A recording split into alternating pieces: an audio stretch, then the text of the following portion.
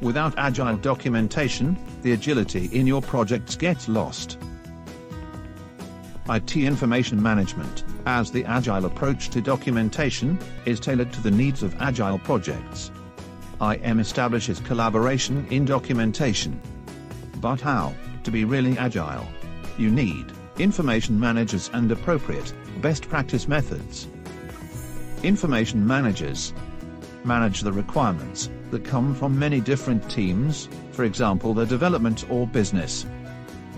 They also manage the creation and maintenance of information and its structure, which is called taxonomy. In addition, managers publish information in a standardized, easy-to-use portal. Are you lost in countless comments and notes?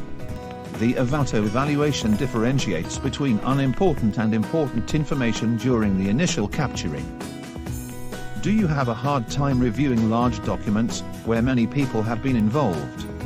These documents are replaced by small, easy-to-review information units.